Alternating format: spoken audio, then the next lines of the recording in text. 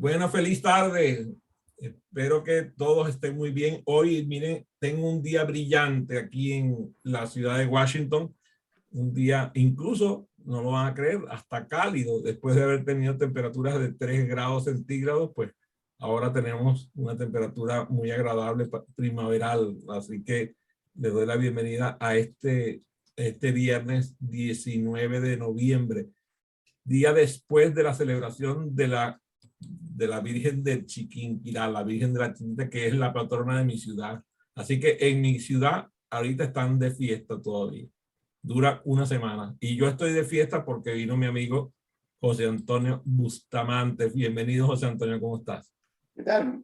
Muy bien, muchas gracias. Un gusto estar aquí conversando contigo, Adrián. José Antonio y yo nos conocemos desde hace más de 2 décadas. Tuve la oportunidad de recibirlo allí en la ciudad de Caracas. De hecho, en ese tiempo trabajaba mi esposa junto conmigo en la empresa PCO International y tuve la oportunidad de que conociera a mi esposa, incluso a uno de mis hijos, y estuvo conmigo ahí formándose como facilitadora en aprendizaje acelerado, y después nos hemos visto durante los años con frecuencia. ¿Cómo está tu familia, José Antonio? Cuéntame, ¿qué tal? Muy bien, están muy bien. Ya, digamos, tengo 2 hijos que son profesionales. Mi hija se dedica justamente a la psicología también, pero clínica. Y mi hijo se dedica a la ingeniería y trabaja en informática, a la ingeniería informática. ¿Tú naciste en dónde? Mira, yo nací en Concepción, que es la segunda o tercera ciudad de Chile. Pero después mi familia se fue a la zona central, la que se llama la región del Maule, así que tengo bastantes raíces también en el campo, en la parte del campo. Y cuando comencé a estudiar, como era campo, cuando empecé a estudiar ya psicología, me vine a Santiago y acá he permanecido durante todo este tiempo. Por cierto, están con nosotros está Norma Dávila, que está en Puerto Rico. Ah, Puerto mira, qué bien. Rico. Buenas tardes. Tú sabes Hola. que Buenas tardes. Puerto Rico es un estado dicen que es un estado de los Estados Unidos, pero resulta que es un estado de Venezuela, porque la verdad es que los puertorriqueños y los venezolanos parecemos del mismo gentilicio. Yo no he visto 2 gentilicios que se parezcan más que los de puertorriqueños y los venezolanos. Comemos lo mismo, bailamos lo mismo, hacemos los mismos desastres en todas partes donde nos conocemos y bueno, muy Tan parecidos contentos. son, son muy parecidos. Pero no tienes idea, o sea, primero que nos encanta la salsa, y después las comidas son muy parecidas. Incluso muchas veces a mí me dicen, cuando me escuchan hablar, me dicen, oye, tú eres puertorriqueño, porque, Qué bien. porque claro, la gente de Puerto Rico que tiene un dejo en el hablar, a veces son puertorriqueños neoyorquinos que hablan un idioma que es distinto al español. Y a propósito de eso que planteas, Adrián, nunca me he olvidado, como tú mencionabas, que yo estuve allá justamente en un proceso que para mí ha sido inolvidable, cuando estuve en la formación de aprendizaje acelerado contigo en Caracas, ahí hace hartos años. Una de las cosas que, bueno, después volví, he vuelto varias veces, pero tú ahí me decías, oye, con esto de la salsa, con el baile y con la propia metodología del aprendizaje, tú no pareces chileno, me decías, ¿ah? Me parece chileno, porque justamente yo me asimilaba a lo que ustedes hacían bastante pero bien. baila salsa. No solamente baila salsa, sino que baila de todo, porque yo lo he visto en eventos internacionales, nos hemos cruzado y ese hecho un pie en cualquier lado donde lo veo. Claro. Oye, sí, bueno, y además tú has participado en varios de los talleres que he dado, además, estas son como anécdotas interesantes, dado digamos, el bagaje que tiene Adrián y su experiencia, pero yo encantado de participar en esos talleres que yo hacía, sobre todo en México, ¿cierto? En los encuentros. Y cuando llegaba, lo primero que me decía, oye, yo vengo a tu taller, pero que considere que yo soy un participante exigente, me decía. Me ponía desafíos. Y siempre eso ayudó mucho porque después Bueno, comentaba. fíjate que cómo se llama el programa en donde estás participando, desafiándote. Sí, exactamente. Me ponía, era un desafío y después comentábamos, ¿sabes? Los resultados de los ejercicios y todo. Y en más de una oportunidad yo aprendí muchas cosas de esas conversaciones.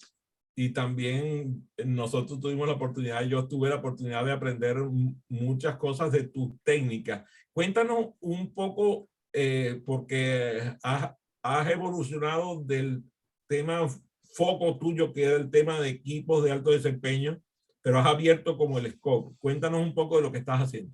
Sí, lo que ocurre, mira, yo, efectivamente, además la oficina que yo tengo se llama Teamwork Consultores y fue la forma de partir con dos focos en desarrollo organizacional muy precisos, que era todo lo que era relativo a los líderes, al liderazgo y el trabajo en equipo. Y digamos, así me mantuve por un buen tiempo hasta que ocurrió algo que para mí me marcó también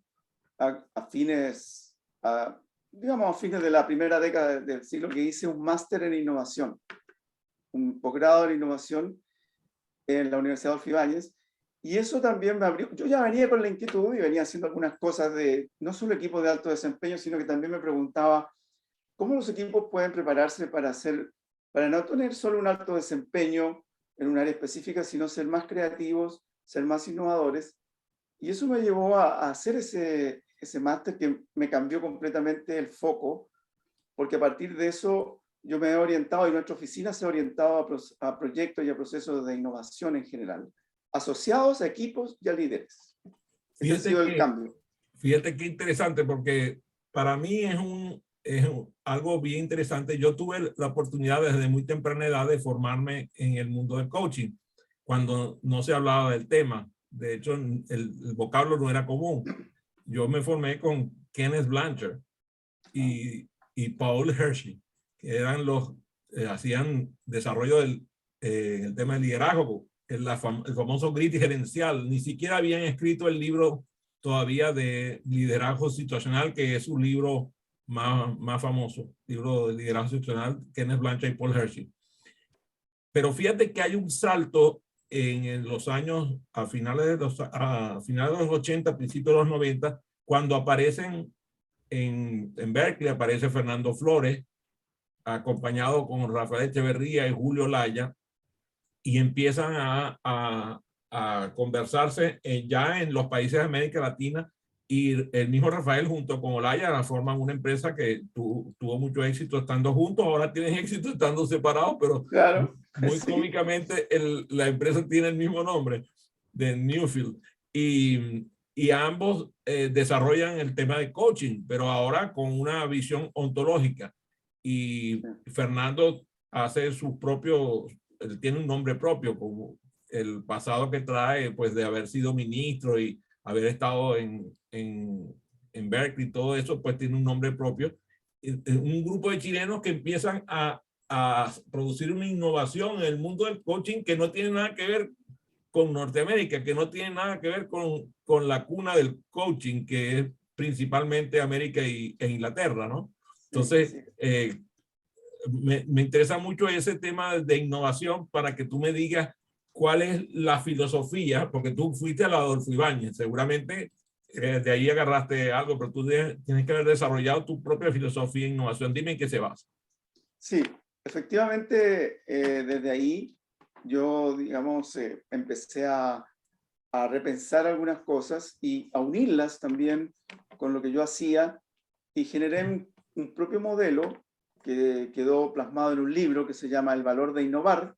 Es el primer libro que escribí sobre el tema por ahí en el año 2012, y que después han seguido dos libros más, digamos, en esa misma línea. Una que se llama Innovarte, que tiene que ver con la aplicación de este modelo que desarrollé, de estas herramientas pensadas a nivel individual, no como equipos.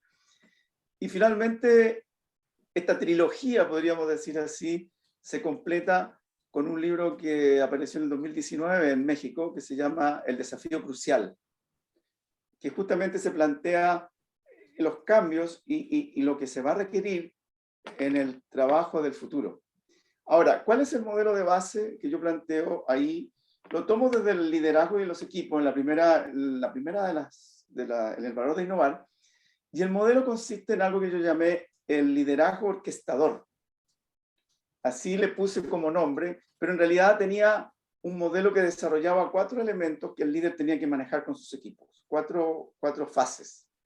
Y la primera de ellas consistía en generar un ambiente para que los integrantes desarrollaran su potencial, pensando en detectar oportunidades que estaban en su entorno y que no eran, digamos, fácilmente canalizables en cosas, o sea, en la empresa.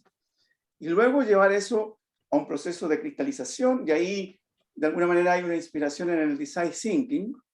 Y luego lo más difícil, porque por ahí hasta crear cosas o tener ideas es algo que se hace con frecuencia, lo difícil es traspasarlo a algo concreto y luego comunicarlo. Entonces ahí entra todo el proceso anterior que tiene que ver con la comunicación efectiva, con la generación de instancias para crear alianzas y a través de eso hacer que finalmente cualquier tipo de innovación, pequeña, grande, pueda realizarse y pueda tener éxito.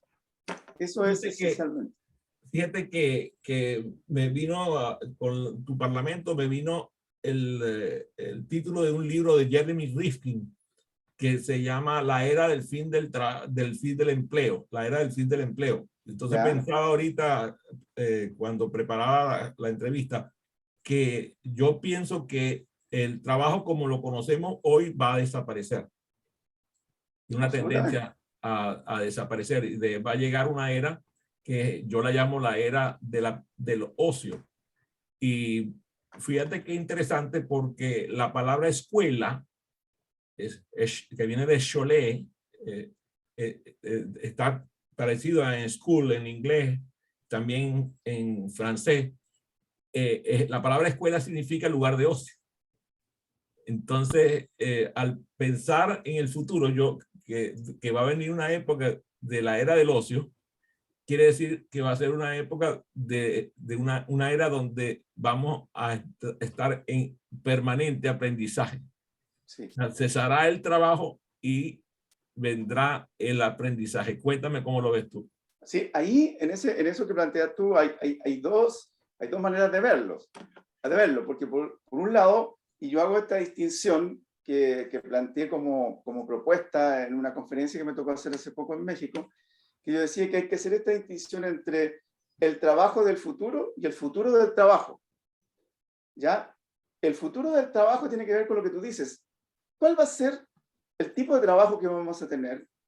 ¿Y cuáles van a ser esas características que van a ser distintas a lo que ha sido hasta ahora? Hay una especie de punto de inflexión, que no solo es por la pandemia, sino que hay una propiedad emergente que venía ya desde hace mucho tiempo, pero que ahora cobró gran relevancia. Entonces, el trabajo del futuro, ¿en qué va a consistir para que verdaderamente aumente la empleabilidad por un lado y por otro lado genere valor para las organizaciones? Y por otro lado está digamos, el trabajo del futuro, ¿ya? Que tiene que ver con la idea de qué cosas vamos a hacer distintas. Entonces, el futuro del trabajo consiste esencialmente en crear valor de una manera distinta a lo que ha sido ahora, y a lo mejor va a requerir más, o sea, no a lo mejor sí va a requerir más aprendizaje, va a requerir nuevas competencias, que yo llamo como el tercer ángulo digamos, de una triada, que sería las competencias duras, las competencias blandas, y yo llamo a estas que van a ser muy necesarias las competencias cognitivas nuevas. Ciertas competencias cognitivas nuevas que van a estar permanentemente aprendiendo. Entonces las personas, claro, van a poder estar en la playa, en el campo, quizás donde, pero van a tener que tener presentes estas nuevas competencias para generar valor a sus trabajos. ¿Ya? Por un lado, la población está concentrándose en las ciudades hasta el punto de que la cifra que tengo es que el 80% de la población está aproximadamente entre el 2 y el 5% del territorio del planeta. Sí, pero va a ir cambiando eso, ¿eh? Va a empezar a cambiar. A eso me iba a referir. Precisamente cuando tú empiezas a revisar el pasado, te das cuenta de que allá en la Grecia antigua, los que estaban en el ocio eran los que estaban creando, los que estaban estudiando, ¿eh? Los famosos peripatéticos, por ejemplo, que Claro. caminaban con... Que caminaban, ¿cierto? Con Sócrates, mientras a Platón. escuchaban al maestro, y ese era una clase especial, pues. Y luego Sí. los que no estaban en el ocio le estaba negado el ocio, estaban en el Ocio, negocio, claro. negación del ocio. Sí, Interesantísimo ese sí, concepto. claro. Entonces, en el futuro, estando en un incremento de la población del planeta de forma tan importante, hay mucha gente que vaticina cosas horribles. Por ejemplo, dicen que todas estas personas adineradas que están creando naves espaciales es porque están preparándose para una migración para salir del planeta, porque va a estar inhabitable. Todo, tú sabes, entonces empiezan con el cataclismo climático y todas esas cosas. Y a mí la verdad que cuando la gente empieza así, yo digo, oye, de verdad esta gente tendrá ese pensamiento tan deplorable y mediocre. Sí. Entonces, el futuro, para mí, el futuro es un futuro espléndido, solamente que va a ser un futuro espléndido si somos suficientemente sabios para aprovechar las cosas que tenemos para hacer. Entre ellas, el aprendizaje. El aprendizaje está relacionado con la sabiduría. Sí, Sí, pero sí, ahí, en ese sentido, Adrián, hay un desafío grande porque en el último tiempo, incluso como te digo, antes de la pandemia ya se venían escribiendo algunos libros, incluso respecto a que a qué le temía más la gente respecto al trabajo. Y hay una encuesta bien importante que se hizo en Estados Unidos, y en primer lugar eran algún tipo de ataque terrorista o ese tipo de cosas, y la segunda era el temor a los robots que le pudieran quitar el trabajo. ¿Ya? Entonces resulta de que frente a eso, la pregunta es qué hacer. Por un lado, o tenemos una visión catastrofista de que los robots nos van a reemplazar en todo y ahí no va a ser necesario ni siquiera aprender, porque los que van a aprender van a ser los robots, ¿cierto? Como ya lo están haciendo, ¿ah? Con los learning machine y otras cosas, la inteligencia artificial. Entonces, cuando yo veía eso y que estaba justamente en la etapa previa, o sea, por ahí el año 2017, 18, dije yo, a ver, pero ¿y dónde es posible que eso ocurra en todos los ámbitos, en todos los campos? ¿O las personas van a seguir teniendo, los equipos, los líderes, un desafío distinto y que tiene que ver justamente con agregar valor en cosas que los robots y la inteligencia artificial va a poder hacer tan fácilmente, incluso probablemente nunca? Y entonces ahí es que aparece este modelo nuevo que yo estoy planteando de estas competencias cognitivas que son difíciles de replicar de manera artificial. ¿Por qué? Porque toman en cuenta una serie de variables que aparecen en el momento y que no son parte de un algoritmo tan fácilmente definible y que te permite resolver problemas complejos. Ahora, eso hay que aprenderlo. Hay que aprender a pensar de una manera distinta y a actuar de una manera distinta. ¿Te fijas? Y por ahí va el camino en que digamos, el trabajo del futuro tiene una razón de ser para las personas. Más allá de que sea ocio en un sentido amplio, ¿verdad? Porque el ocio no es quedarse cruzado de brazos sin hacer nada, sino que generar instancias para aprender, para conversar, para dialogar, para generar soluciones nuevas, etc. Y ese es el campo en el cual se va a mover, para mí, mi forma de verlo, el futuro del trabajo. Cuando yo le presento el desafío a las personas que están en inteligencia artificial, por cierto que tuvimos un invitado de lujo hace poco de Israel, extraordinario, que trabaja con robots y está bien enterado del tema.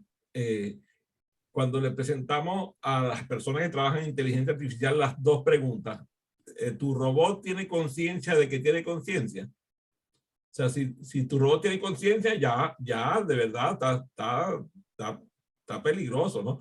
Pero si Sí, tiene conciencia de que tiene conciencia, ahí ya la cosa ahí sí que, le puso bien difícil, ¿eh? Por otro lado, claro, la famosa pregunta ontológica, ¿qué pasa cuando observo lo que observo cuando observo? O sea, la tercera posición de la observación. O sea, tú puedes lograr que un robot observe, pero que observe lo que observa cuando observan, eso no lo va a lograr nunca en la vida. Eso te lo garantizo. Si no hay conciencia, no hay capacidad de observación. claro. Entonces, dime tú cómo observa una persona en el futuro su trabajo para innovar. Uh-huh. Bueno, justamente ahí, eso es muy importante, porque lo que yo planteo ahí y en el modelo, cuando digo yo que la primera fase de este modelo que he ido creando, que se llama de atención expandida, así le puse yo, así se llama, atención expandida. ¿Y qué significa la atención expandida? Justamente aprender a mirar y a observar cosas que no se ven tan simplemente. Y ahí hay una metodología para empezar a hacerlo. Implica, fíjate que implica mirar en dos formas, ¿eh? Implica mirar hacia adentro también. Implica mirar hacia adentro, por ejemplo, desconectar el piloto automático. ¿Para qué? Para hacer una especie de estar presente, una presencia extendida. ¿Ah? Y luego de mirar hacia adentro y observarse a sí mismo, también empezar a observar hacia afuera cosas que los demás no ven, a pesar de que están ahí. Ese es el primer paso. Porque cuando yo observo, tanto a mí mismo como hacia afuera, empiezan a aparecer oportunidades que antes no miraba, no veía, posibilidades que no veía. En el observar hacia afuera, y eso es bien importante, ¿qué sucede cuando yo ese observar hacia afuera también lo comparto con otros? Y entonces empieza a generarse una especie de sinergia de posibilidades nuevas que son el caldo de cultivo, podríamos decir así, de la innovación. Ese es el caldo de cultivo de la innovación. No estamos hablando de la innovación genial, que se le ocurre una gran idea a alguien así, al estilo Da Vinci, no. Sino más bien un proceso. El efecto esfumato, así se Claro. llama. Aquí la situación es observar lo que no se ve para otros, que no sea obvio para ti, y a partir de eso, en general, a construir cosas nuevas, posibilidades nuevas, a nivel de equipos, a nivel de organizaciones. Ese ha sido el secreto. Ayer tuve la oportunidad de conocer a Norma en un evento dedicado a consultores de muchas categorías, porque hay ahí consultores consagrados, autores de diversos libros, y hay consultores que están comenzando su carrera como consultores. Y a mí me encanta porque el evento se llamaba Non-November, era como eventos que han ocurrido cuando has tenido que decir que no como consultor. Y mira, fue muy interesante. interesante, o sea, Sí, porque claro, la persona que está al frente de eso es una mujer extraordinaria, se llama Elaine Bleach, que es una de las más grandes que hay en el negocio de consultoría, muy ligada a la American Talent Development Association, y Haleli, que es una mujer, tiene unos podcasts extraordinarios. Entonces yo pensaba, oye, qué cantidad de cosas estamos escuchando aquí que nunca la hubiéramos escuchado en una conversación con colegas que fueran de nuestro propio círculo. Ahí estaba gente de varios países, muchos norteamericanos, y fíjate qué interesante lo que acabas de decir tú, el poder mirar hacia afuera y ver cosas que no están viendo los demás. Sí. Ese, como te digo, es el primer paso. Pero ese paso, fíjate que voy a usar alguna frase que incluso tiene el nombre de libros, pero después viene una siguiente etapa para el trabajo de este proceso de innovación, tanto a nivel individual como de equipo, y es hacer visible lo invisible.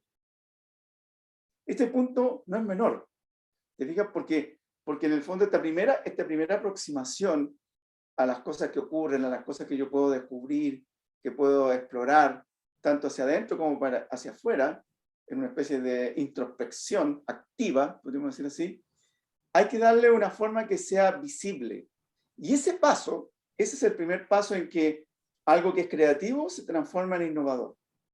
Cuando yo logro transformarlo en algo visible, ¿por qué? ¿Cuál es el tremendo impacto de lo visible?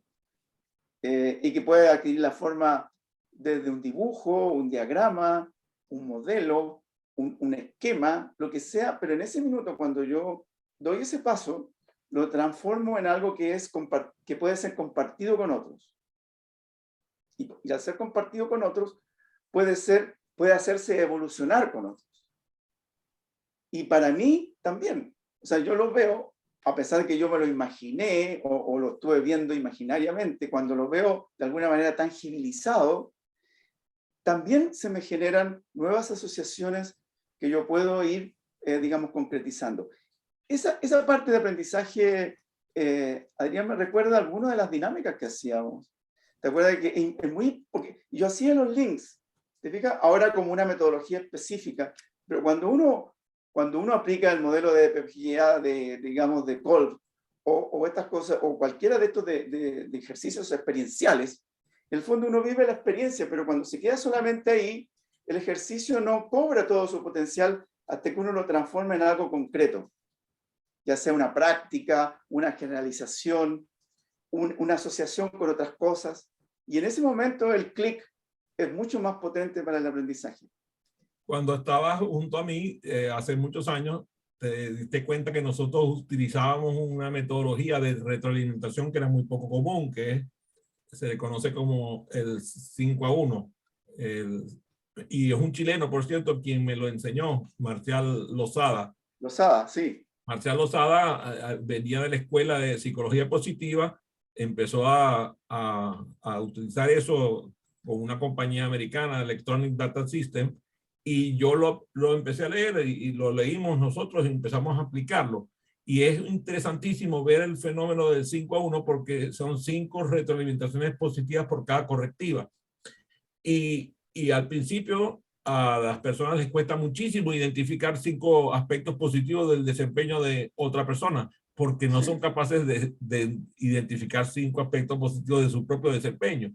Sí. Cuando descubren el modelo, empiezan a darse cuenta de lo que tú dices, empiezan a hacer visible lo invisible, y entonces les empiezan a aparecer esas oportunidades de mejora positiva en los demás, pero al hacerlo, ellos mismos empiezan a darse cuenta de las cosas positivas que hacen ellos.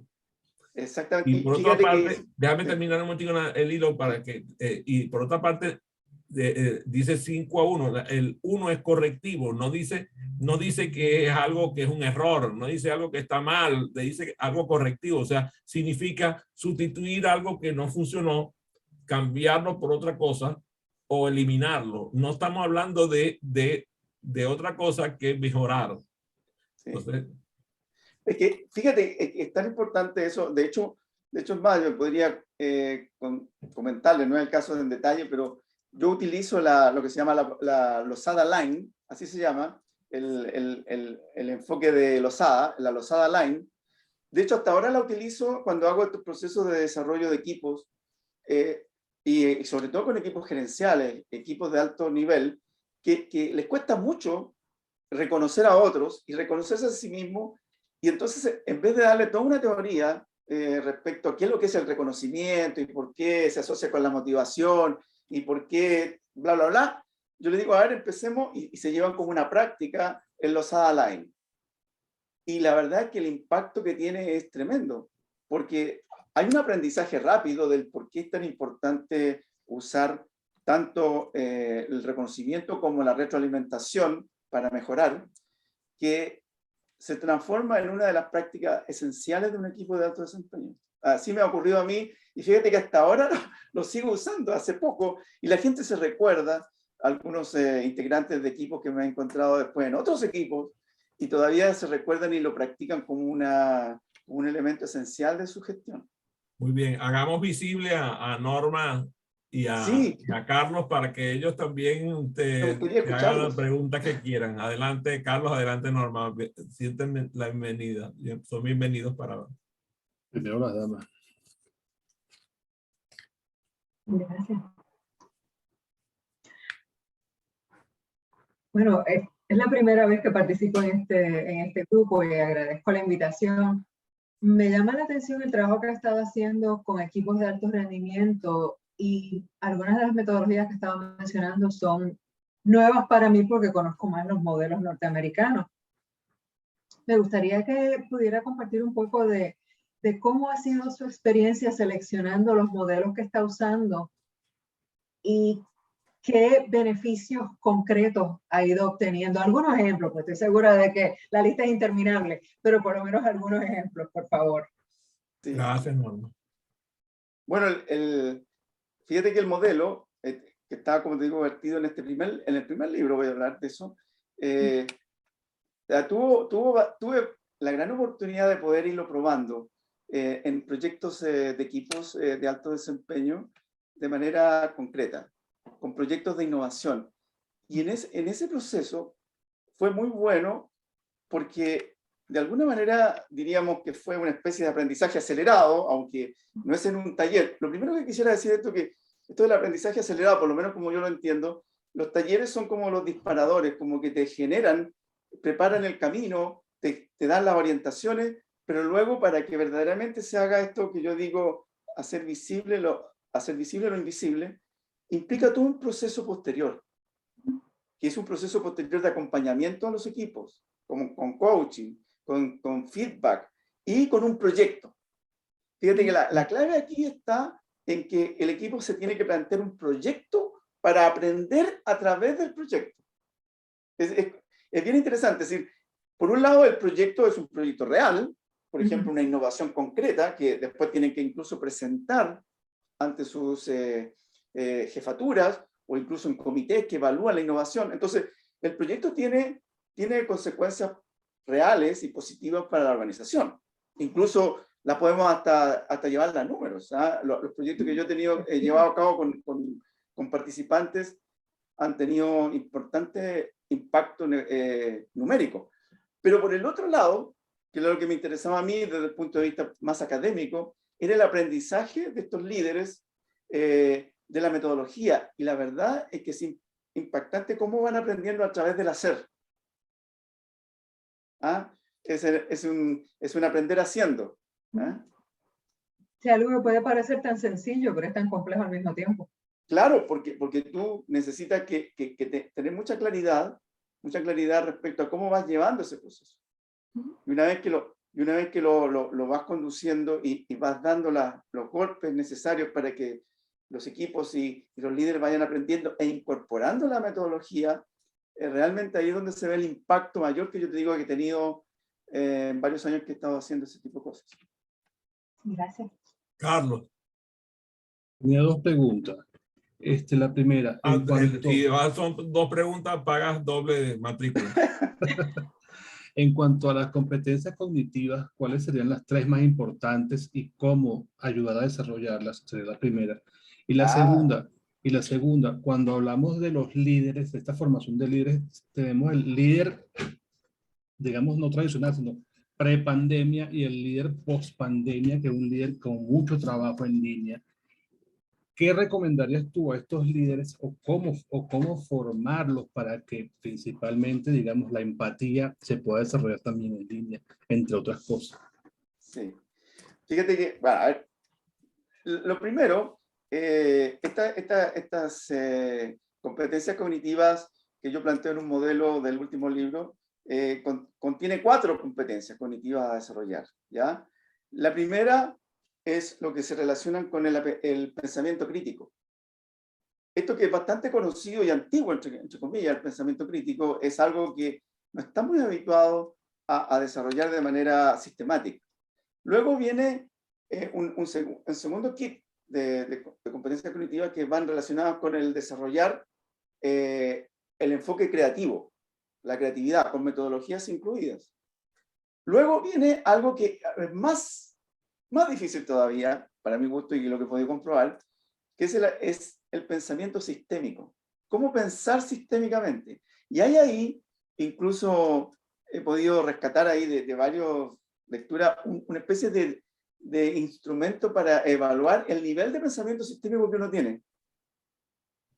Fíjate que es de lo más interesante porque es desde que uno es aprendiz, o sea, no es algo que viene dado. Hay algunos que les resulta como muy natural, pero se puede desarrollar y cuando tú empiezas a aprender a pensar sistémicamente, incluso cambian las preguntas que tú te haces y las preguntas que le haces a otros. Fíjate el impacto que tiene cuando uno hace una pregunta que puede ser abierta, puede estar muy bien hecha en términos tradicionales, pero cuando tú tomas en cuenta el enfoque sistémico, tu pregunta cambia. Y ahí, en ese mismo proceso, entonces se empiezan a abrir posibilidades que antes no incluía. Es más, para darte una idea que tú me decías cómo esto se hace, incluso yo he tomando como una inspiración en una gente que trabaja en pensamiento sistémico, he creado algo que le he llamado el FODA sistémico.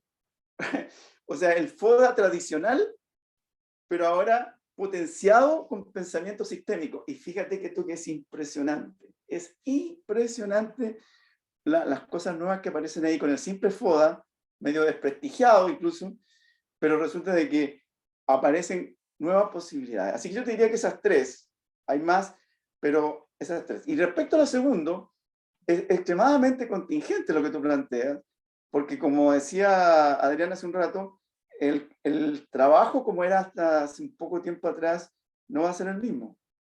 Y entonces, no solo el futuro del trabajo, sino que el trabajo del futuro, haciendo esta especie de juego de palabras, el trabajo del futuro va a ser mucho más a distancia, mucho más híbrido, mucho más online, con muchas más tecnologías de apoyo, y el líder va a tener que generar un cambio completamente diferente en cuanto a generar empatía, en generar compromiso, identidad con la empresa. Todos esos son los desafíos que los líderes están viendo hoy día y que tienen a muchas empresas preocupadas.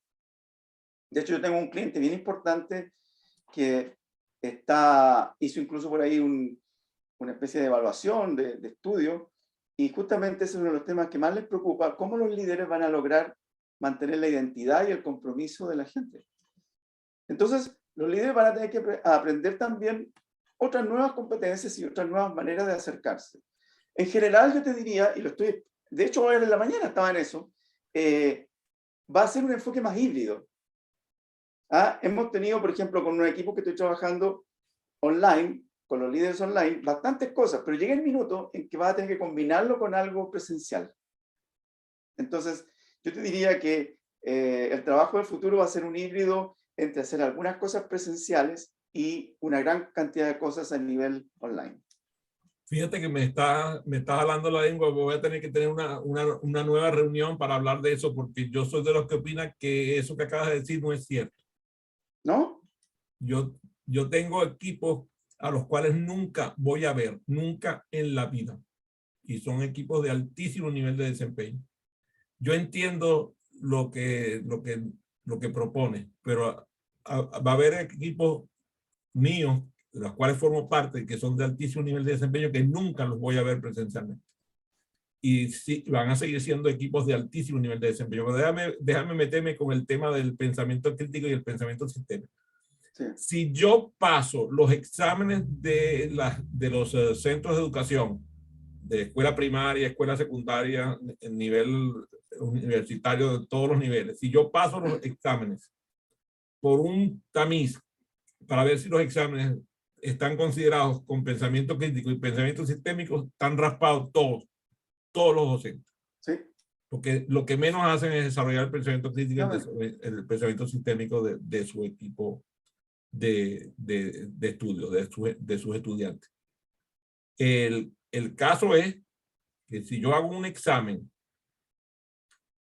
el reto es colocarle a los docentes un examen que no pueda ser contestado con preguntas en Google. Si la persona hace un examen cuya respuesta no puede ser conseguida buscándola con una herramienta de una, no necesariamente solamente Google, con cualquier herramienta tecnológica, entonces ahí el examen empieza a ser de pensamiento sistémico, pensamiento crítico. Pero un ejemplo de lo que tú dices, nomás, por ejemplo, incluso en la universidad, hasta hace poco, ahora ha ido cambiando algunos profesores, pero si tú te cuentas, el 90% de todo el conocimiento, de la información que te entregaban, de las materias, todo era puro usando inteligencia verbal.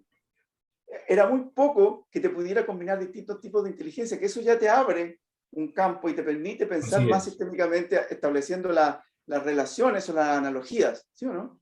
Muy bien, perfecto. Bueno, fue una entrevista maravillosa, me encantó, me divertí mucho y solamente me sabe raro, me sabe a más. Sí, por supuesto. En el futuro tendremos que estar de regreso, así que detengo la grabación para despedirnos en privado. Muy bien. Muy bueno.